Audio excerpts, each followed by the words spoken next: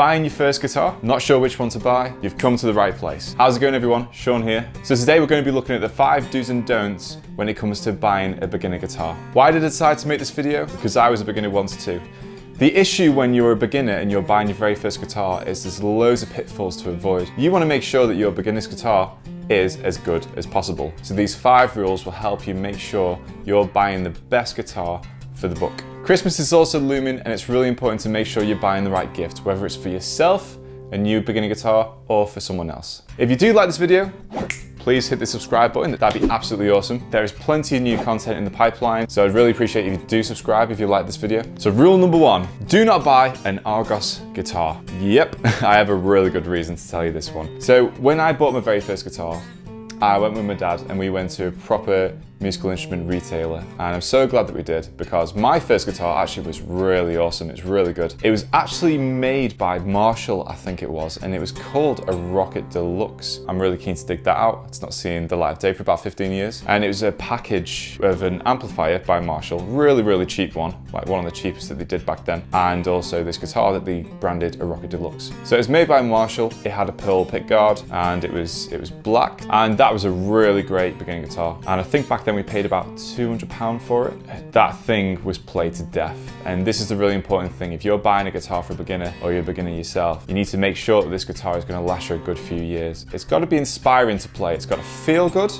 So when you're playing on the fretboard, it's also got to sound as good as possible, and a lot of beginner guitars do sound good these days, depending on what you buy, which is what this video is for. Just because it's cheap doesn't mean that it needs to be bad this day and age. But there is a general rule of thumb. You do pay for what you get, oftentimes when it comes to music instruments. Very rare that you're going to get something that's super awesome and incredibly cheap. Now, whereas I went with my dad to go buy my first beginner guitar in a proper musical instrument retailer, guess what my friends did? The opposite. They bought their guitars from Argos. Now, the issue with this is the fact that it is really tempting if you're a beginner to buy a guitar from Argos. You look at the price, it looks really cheap, you think, that's awesome, but there's an issue. Even though these look like every other guitar, especially when you're a beginner, it doesn't sound good, it doesn't feel good to play. So if your chances of dropping guitar are 9 out of 10 because you're a beginner, the last thing you want to do is make that even more likely by having an instrument that won't even stay in tune and doesn't sound very good. Argos is not a proper musical instrument retailer. It's a generic retailer for lots of different things. I don't know what the equivalent is in America, but any store that sells lots of different things, I would avoid. Go to a proper musical instrument retailer and make sure that you buy a guitar there. It does mean that you're going to spend more money. I'm not going to say that that's not the case. These guitars are going to last you a lot longer. They're actually going to sound relatively good.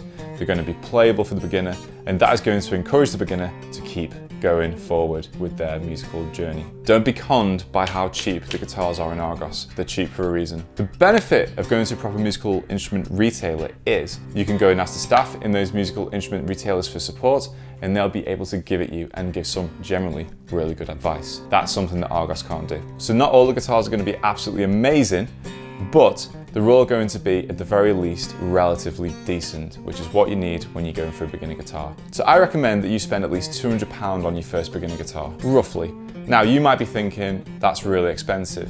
You don't know maybe if you're going to keep playing guitar, or the person you're buying the guitar for is going to keep playing. Put it this way, if you buy a really cheap beginner guitar from Argos, no one's going to want to buy it secondhand. If you're selling a beginner guitar that's around 200 quid from a reputable music instrument dealer, then the chances are is if you do decide that you need to sell it, say the beginner decides that they don't want to play guitar anymore, then at least you're going to be able to sell it on. Whereas you probably won't be able to do that with an Argos guitar, because guess what? No one wants an Argos guitar. Rule number 2, do not buy a guitar without considering musical style. What is the style that's going to be played on that guitar? Is it going to be metal? Is it going to be rock? Is it going to be blues? Is it going to be shred? Is it going to be jazz? Whatever it is, you need to be considering the style before you choose the guitar that you're going to buy for a beginner. Reason being is, all guitars sound different. So depending on the style that's going to be played, you need to take that into consideration. So I'm going to give you the super basic breakdown. This is not an exhaustive list.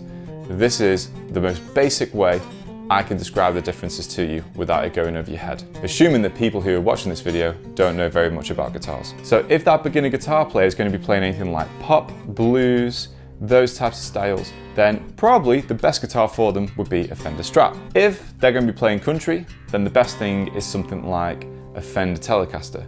Now, these are quite expensive, these guitars. They're definitely more than £200, but you can get the Squier version of these guitars. Squier is owned by Fender, so you should be able to get a Squier Telly and a Squier strap this Christmas if you wanted to. If you're doing jazz, then you might be looking at something like an Epiphone hollow body, and they have the sound holes in the guitar. If you're going to be playing metal, then you'll probably want something a bit more like this, an Ibanez or a Jackson. ESP is also a good choice, but again, ESP, we're talking really LTD to bring the price down.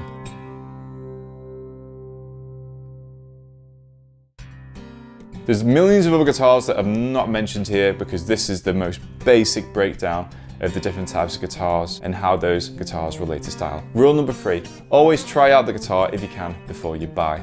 I know in this day and age and everything going on with COVID, this is a lot harder than it is normally, but not every single guitar, even if it's the exact same model, sounds the same.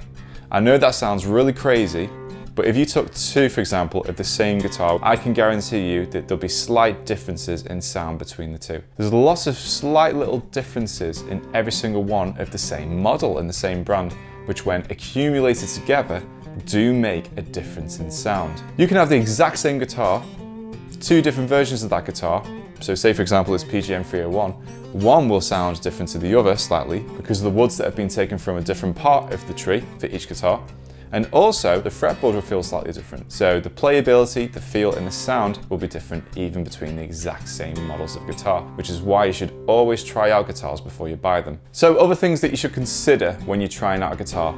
Does it sustain really well? Which means, does the note last for quite a long time and ring out when you play it? That's often a sign of a very good guitar. How does it feel to play? A major one, and especially with beginner guitars, is, does it stay in tune? So I would try the guitar, do a variety of guitar bends and see if it's still in tune. That's often the common issue with beginner guitars, is staying in tune. So that's one to really look out for. Are there any imperfections on the guitar itself? So sometimes when you have quite cheap guitars, like beginner guitars tend to be, you'll find slight imperfections either on the body or on the fretboard. So have a good inspection of the guitar and see if you can find any slight little faults in the manufacturing process. Rule number 4, check the refunds policy before you buy. Now, there are some really famous music retailers in the UK that actually don't give you your money back. Instead, they will try to give you a credit note. I don't know what it's like in America. People from the United States watch my videos. I don't know what it's like in the rest of Europe. You have to be really careful with these things. Say that beginner didn't want that actual specific guitar and wanted a different guitar from the one you bought. Well, the issue with that is that if you go to a store like Dawson's, there goes any work with Dawson's in the future, then the issue with that is that they can only buy a guitar that is in the store with that credit note, because you won't get your money back. They'll just give you a credit note and you have to spend it within the store. It's obvious why they do this. It's because they want to keep your money, but it's a bit cheeky if you ask me. So be really careful, check the refunds policy from the store you intend to buy from before buying. The last thing you want is a credit note. Dawson's did this to me about 3 months ago. I bought something, changed my mind about it, and they said, here's a credit note. I said, could I actually just have my money back? No. So then I had to go around the store, couldn't see anything that I liked. Everything in Dawson's is overpriced anyway, and so I just ended up buying a Blues Driver. So, there we go. So be really careful with the refunds policy, guys. I'm gonna get so much hate for this video. But I'm telling you the truth. I'm sacrificing likes here to tell you the truth.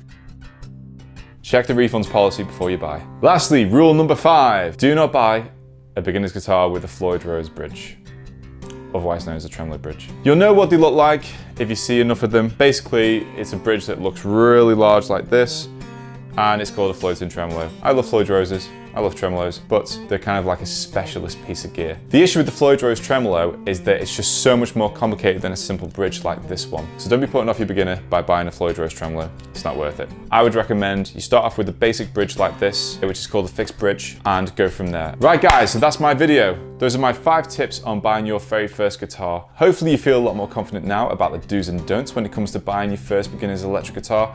If you found this useful, please like. If you work at Dawson's, you can also like, by the way. Anyhow, I will see you in the next video. Please hit the subscribe button. You see it here waving above my head. And I'll see you in the next video.